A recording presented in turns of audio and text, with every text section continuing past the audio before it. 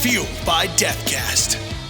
We had the Steelers. I mean, they weren't good in the 60s, but all of a sudden in the 70s, that's where Dan Radakovich was the line coach. Yeah. I mean, they started putting some teams together and bringing in some great players, and, you know, they made Sundays fun, and then they start winning, so that started. Everybody wants to be a Pittsburgh Steeler guy. Because I can remember in fourth grade for an art project, I drew myself as a Pittsburgh Steeler. The only thing I did wrong was I drew myself as a defensive lineman. I realized I had more talent to play offense than play defense. That's a shot at my head coach because he's a defensive guy. That's awesome. Do you still have that drawing? Well, no, I don't. No. But I can vividly remember it. I was a defensive end. So that's incredible. That's something. It's a tenement I've talked about a lot on this show, where I really believe that if you put something out into the universe, it's the seed that starts that journey. Whether or not you make it to that finish line is all on you, really. But I mean, like, you in fourth grade drawing yourself as a professional football player, as a Steeler, yeah. You know, like, you put that out into the universe. And that's where I ended up. And yeah. eventually that's where you ended up, which is incredible. And then I got a chance to come home and play. I was a backup, but it was still a chance to be part of an organization for 4 more years.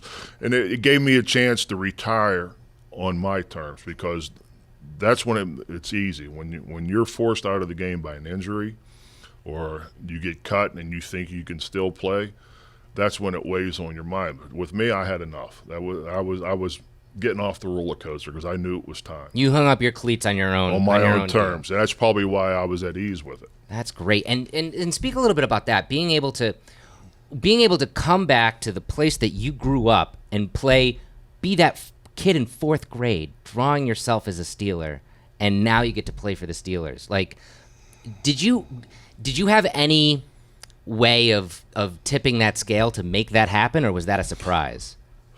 Maybe a little bit. My high school coach at the time was, when I was in high school, was the general manager of the Steelers. Again, I've had a lot of great people around me. It was tough for me to fail.